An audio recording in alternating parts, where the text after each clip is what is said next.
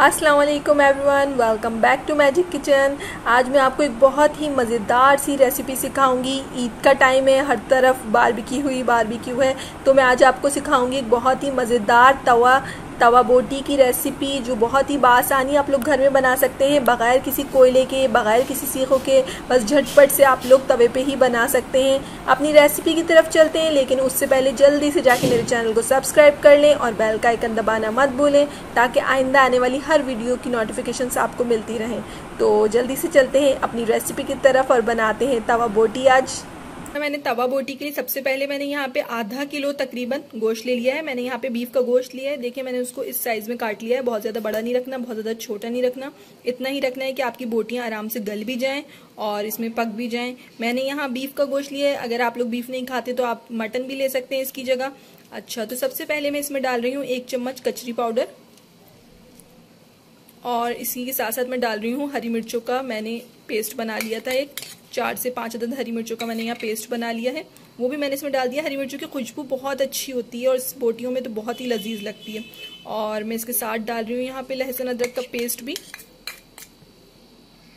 अब इन सब चीज़ों को मुझे इस पर लगाना है। और मैं यहाँ अब इसमें शामिल कर रही हूँ 2 लीमू का रस। आजकल लीमू बहुत ड्राई आ रहे हैं, मेरे लीमू बहुत ड्राई थे, बहुत थोड़ा रस निकला है, लेकिन आपको तकरीबन 2 लीमुओं का रस लेना है और इसको अच्छी तरह से इसकी सारी आपकी बोटियों पे लगा देना है। अच्छा, मैं बाकी मसाले इसमें बाद में डालूंगी। सबसे पहले मैं इसमें ये सब चीज़ें लगा के थोड़ी देर रख दूंगी, क्योंकि कचरी पाउडर हमारे गोश्त को गलाता है, तो हमारा गोश्त गलना ज़रूरी है। तो मैं सबसे पहले इसको लगा के आधे घंटे के लिए रख दूंगी। पहले मैं कचरी पाउडर और हरी मिर्चों के पेस्ट के साथ इसको मैरिनेट करूंगी। इसके बाद हम इसमें अपने बाकी सारे मसाले शामिल करेंगे।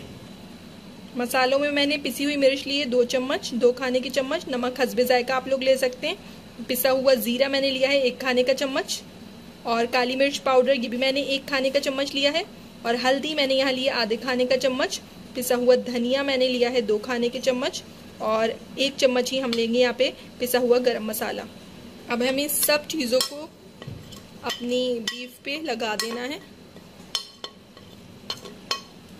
साथ ही साथ हम इसमें 1 बाउल दही का भी शामिल करेंगे। दही आप अच्छे से फेंट लें ताकि इसमें कोई लम्स ना रहें।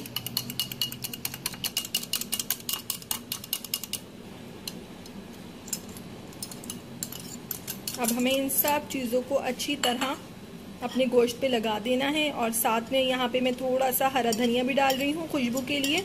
हरी धनिया से इसकी खुशबू बहुत अच्छी हो जाती है। इन सब मसालों को हमें गोश्त पे लगा देना है, क्योंकि सारे मसालों का टेस्ट हमारे गोश्त में आ जाए। उसके बाद हम इन सब चीज़ों के साथ इसको अगेन मैरिनेट करेंगे, क्योंकि तकरीबन हमारा गोश्त काफ़ी गल चुका होगा, क्योंकि हमने इसको आधे घंटे पहले ही पाउडर लगा के रखा था। मैंने इसके ऊपर सारे मसाले यहाँ लगा दिए हैं, और साथ में मैं ऑयल डालना भूल गई थी। इसमें ऑयल भी डलेगा, तो मैं इसमें अब ऑयल डाल देती हूँ। यहाँ पे मैंने 3 बड़े चमचे खाने की चम्मच, मतलब कि 3 चम्मच खाने के ऑयल लिया है, और इसको भी मैं अच्छी तरह से मिला दूं।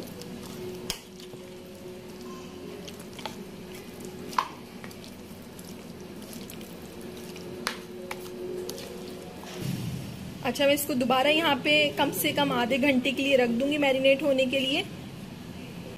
आधा घंटा हो चुका है। अब हम अपनी जो हमारी बोटियां हैं इसको तवे पे बनाएंगे।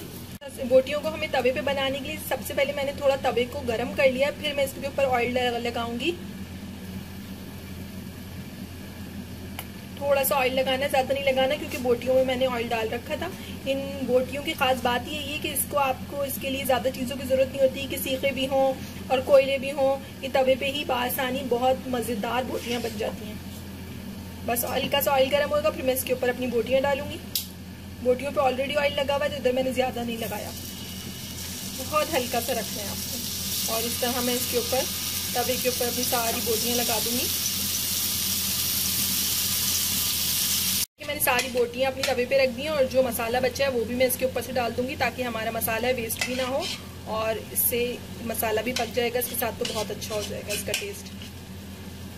बहुत मज़ेदार बनती हैं ये बोटियाँ, बगैर किसी कोयले या फिर सीखों के झंझट के। बहुत बासानी आप लोग इसको बना सकते हैं, और बहुत ही मज़ेदार इसी तरह का बारबेक्यू होता है जिस तरह हम बाज़ार में खाते हैं बारबेक्यू, और बोटियाँ उसकी होती हैं, बाज़ार की बोटियाँ होती हैं। अब मैं यहाँ बोटियों को थोड़ा स्टीम दूंगी ताकि उसकी स्टीम में हमारा गोश्त अच्छी तरह और गल जाए। वैसे ही इस पर मैंने कचीरी पाउडर लगा रखा था, तो ये हमारा गोश्त वैसे ही गला हुआ है। थोड़ा मैं उसकी स्टीम दूंगी तो ये और अच्छी तरह गल जाएगा। मैं यहाँ इसको ढक दूंगी ताकि हमारी बोटियाँ अच्छी तरह गल जाएं और पक जाएं अंदर तक से। और थोड़ी सी देर बाद में इन बोटियों को चेंज भी करूंगी, इसका मतलब इसको पलटूंगी भी ताकि दूसरी साइड से भी अच्छी तरह हो जाए। अच्छा, यहाँ हम देखेंगे, देखिए हमारी बोटियों का पानी भी बिल्कुल खुश्क हो गया है जो दही वगैरह का था। और देखिए कितनी खूबसूरत इसकी शक्ल निकल कर आई है, बिल्कुल मसाले वाली बोटियां लग रही हैं और खुशबू भी इसकी बहुत मज़े की आ रही है। अच्छा, ये तकरीबन पक गई हैं। मैं इधर इसकी थोड़ी सी आंच हल्की करूंगी और थोड़ी सी देर के लिए इसको और पकाऊंगी ताकि इसको बीच में चम्मच चलाते रहना था आपको। मैं इसमें चम्मच चला रही थी बीच में, तो ये दोनों साइड से अच्छी तरह पक गई हैं। लेकिन मैं यहाँ इसको थोड़ी सी देर और रखूंगी ताकि इसका जो थोड़ा सा पानी है वो भी बिल्कुल खुश्क हो जाए और जो इसका ऑयल आ रहा है वो बिल्कुल अलग हो जाए। अच्छा, यहाँ देखिए हमारी तवा बोटी बिल्कुल गल गई है अच्छी तरह। देखिए इसका ऑयल बिल्कुल अलग है। अब मैं इसको प्लेट में निकालूंगी। और सर्व करेंगे हम इसको यहाँ।